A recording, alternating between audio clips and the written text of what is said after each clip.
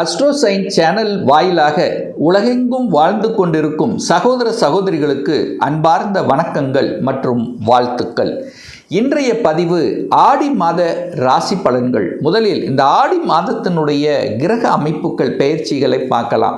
அப்படி பார்க்கும் பொழுது புதன் பகவான் ஆடி மாதம் 8ஆம் தேதி புதன் பகவான் வக்ர நிவர்த்தி அடைகிறார், அதாவது மிதுனத்தில். அதன் பிறகு இந்த ஆடி மாதம் கரெக்டாக 20ஆம் தேதி புதன் பகவான் கடகமனைக்கு பயிற்சி ஆகிறார். செவ்வாய் பகவான் இப்போ ரிஷபமனையில் உட்கார்ந்துருக்கார்.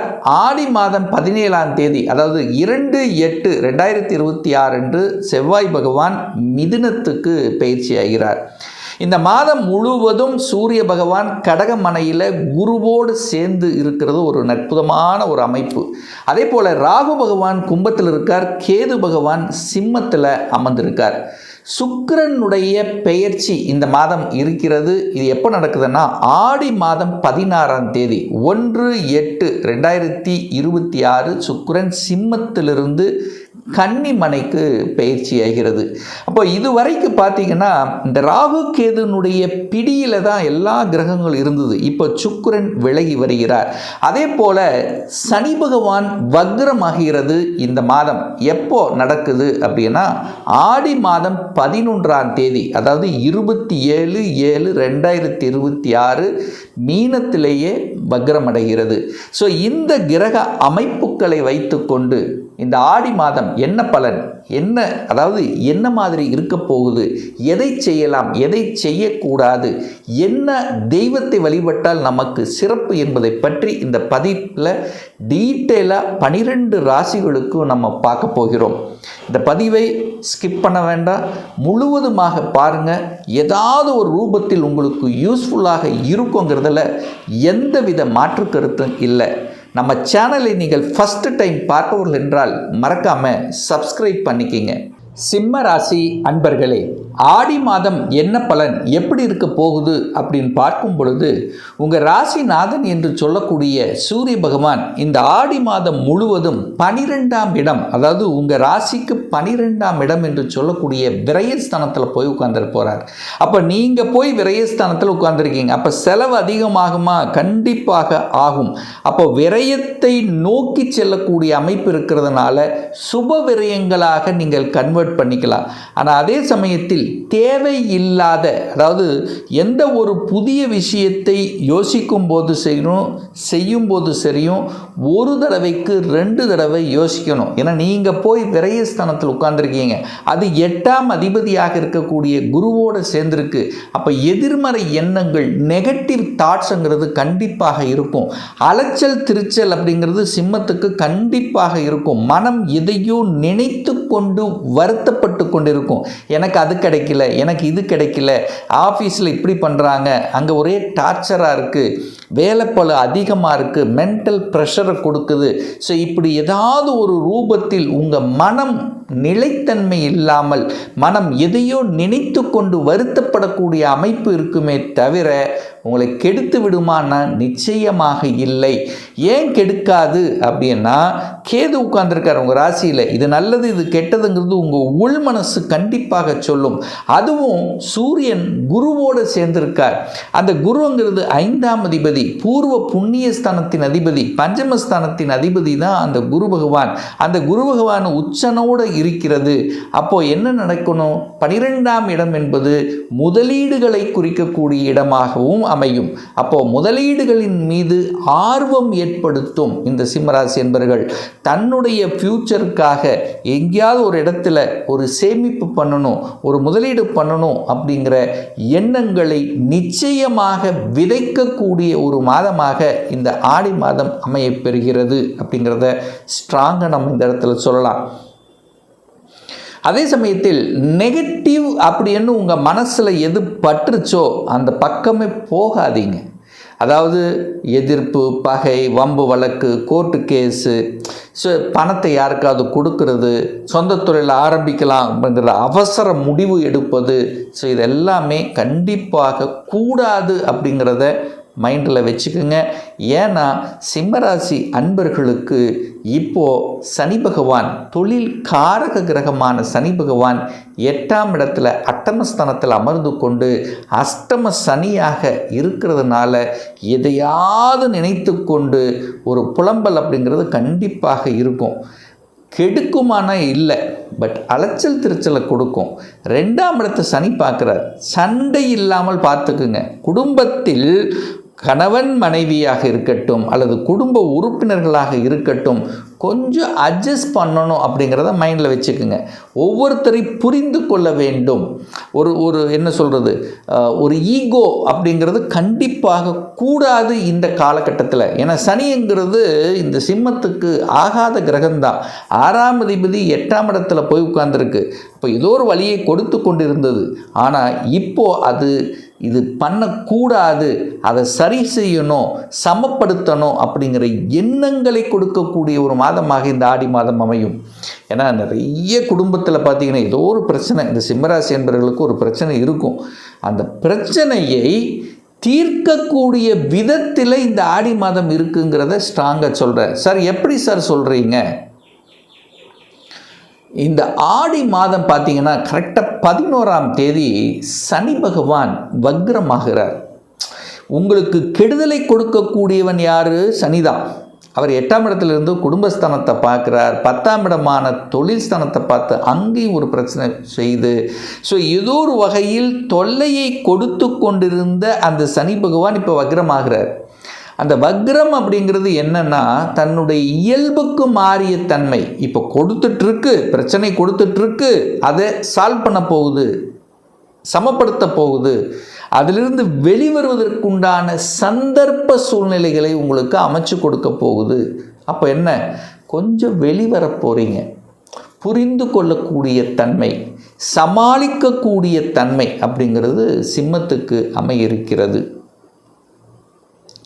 சார் பணத்தில் ஏதாவது பிரச்சனை வந்துடுமா? பணம் நாம் சம்பாதிக்கிறது அல்லது வரக்கூடிய வருமானத்தில் ஏதாவது குறை வந்துடுமா? இல்லை. 2ஆம் அதிபதி 11ஆம் இடத்துல தான் இருக்கார், லாபஸ்தானத்தில் இருக்குது. ஆனால் இந்த மாதம் எண்டில் 20ஆம் தேதி புதனும் வந்து விரயத்தில் வர்றார். அப்போ என்ன, சுப விரயங்களாக செஞ்சுக்குங்க, அவ்வளோதான். என்னென்ன சுபம் அப்படின்னு இருக்கோ அதுக்கு யூஸ்ஃபுல்லாக பண்ணிக்கிங்க. தேவையில்லாத செலவுகளை தவிர்த்து விடுவது நல்லது. 3ஆம் அதிபதி முயற்சி ஸ்தானத்தின் அதிபதி, தைரிய வீரியத்தை கொடுக்கக்கூடியவன் யாருன்னா சுக்கிரன். அந்த சுக்கிரனும் பார்த்திங்கன்னா இந்த மாதம், அதாவது ஆகஸ்ட் மாதம் 1ஆம் தேதி இல்லைனா ஆடி மாதம் 16ஆம் தேதி 2ஆம் இடத்துல வந்து அங்கே நீச்சமாகிறார். நீச்சம் அப்படின்னா கண்ணை மூடிக்கொண்டு இருப்பது. அப்போ என்ன, கொஞ்சம் தைரியம் வீரியம் எல்லாம் கம்மியாக இருக்கும். ஒரு என்ன சொல்கிறது, செய்யலாமா வேண்டாமா, இங்கே போனால் இதாகும், ஒரு மாதிரி மந்தத்தன்மையான உணர்வுகளை கொடுக்கக்கூடிய அமைப்பு அது கண்டிப்பாக உண்டு அப்படிங்கிறத சொல்லலாம். ஒரு வியாபாரம் பண்ணுறீங்க, கொஞ்சம் டல்லாக இருக்கும். விற்பனை செய்கிறீங்க, யோசித்து பண்ணுங்கள், அவசரப்பட்டு கொடுத்துடாதீங்க. இல்லை யாருக்காவது ஒரு ஜாமீன் கையெழுத்து போடணும் அந்த மாதிரியான விஷயமாக இருந்தால் முற்றிலுமாக தவிர்ப்பது நல்லது சிம்மராசி என்பவர்கள்.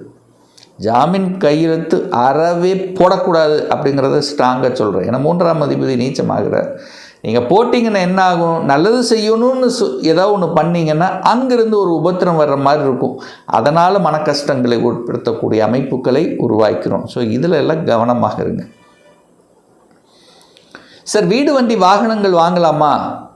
தாராளமாக வாங்கலாம், வாங்குவதற்கு குறை இல்லை. ஏன்னா 4ஆம் அதிபதியாக இருக்கக்கூடியவர் செவ்வாய் பகவான் 10ஆம் இடத்துல போய் அமர்ந்து கொண்டு திக்பலத்தோட வலிமையாக இருக்கார். இடம் நிலம் வாங்கலாம், வாங்குவதற்கு தடை இல்லை. ஏன்னா திக்பலத்தோடு இருந்து 4ஆம் இடத்தையே பார்க்குறார். தன் வீட்டை தானே பார்த்து வலுப்படுத்தக்கூடிய ஒரு மாதம் இந்த மாதம்.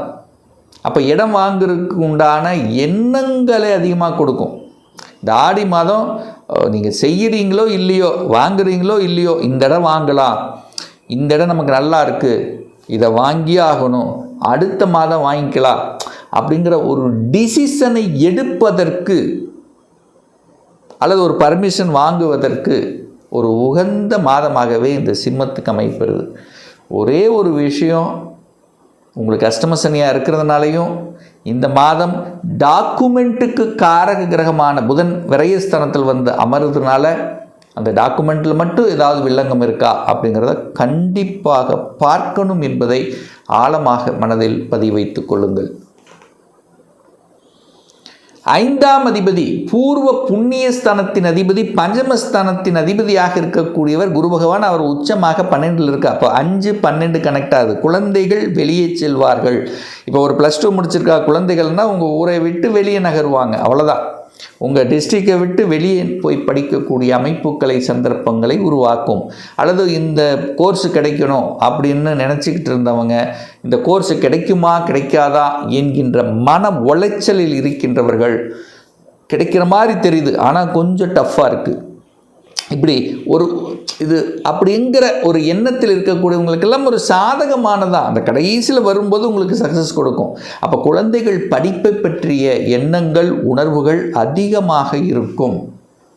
குழந்தைகள் வெளியூர், வெளி மாநிலம், அந்நிய தேசத்துக்கு சென்று வரக்கூடிய பாக்கியத்தை கொடுக்கும். குழந்தைகள் வெளிநாட்டில் போய் படிப்பாங்களா? படிப்பதற்கு, ஏன்னா 5க்குரியவன் 12, வெளிநாடு அப்படின்னாலே 12ஆம் இடம். அப்போ குழந்தை வெளிநாட்டுக்கு செல்வதற்கு, வெளிநாட்டில் போய் படிப்பதற்கு, வெளிநாட்டில் போய் வேலை பார்ப்பதற்கு, வெளிநாட்டில் போய் குடியுரிமை பெறுவதற்கு இது உகந்த காலமாகவே அமையப்பெறுகிறது. 6ஆம் அதிபதி 8ல் போய் உட்கார்ந்துருக்கார். குரு எங்கே பார்க்குறார்? 6ஆம் இடத்தை பார்க்குறார். நீங்கள் சூரியன் என்பது நீங்களும் 6ஆம் இடத்தை பார்க்குறீங்க. அப்போ இந்த 6, 8, 12 கனெக்ட் ஆகுது பாருங்கள். 6 என்பது கடன், நோய், எதிர்ப்பு, பகை, வம்பு, வழக்கை குறிக்கக்கூடியது. 8 என்பது வலி, வேதனை, துக்கம், துயரம், அசிங்கம், அவமானத்தை குறிக்கக்கூடிய. 12ங்கிறது விரயம் அப்படிங்கிறது. அப்போது இந்த நெகட்டிவ், இந்த முக்கோணம் கனெக்ட் ஆகிறதுனால இந்த நெகட்டிவ் விஷயத்துக்கு சிம்ம ராசி என்பவர்கள் போகக்கூடாது. இதை மைண்டில் வச்சுக்கோங்க.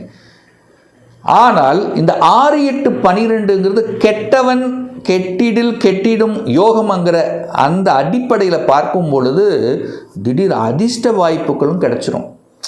எது எல்லாம் உங்களுக்கு வலியை கொடுத்து கொண்டிருந்ததோ, எதெல்லாம் உங்களுக்கு வேதனையை கொடுத்து கொண்டிருந்ததோ, எதெல்லாம் துக்கம், துயரம், அசிங்கம், அவமானம் என்கின்ற தன்மையில் ஒரு கஷ்டம், ஒரு அழுத்தம், ஒரு டென்ஷன், ஒரு ப்ரெஷரோடு இருந்து கொண்டிருந்ததோ அதெல்லாம் ரிலீஃப் ஆகும்.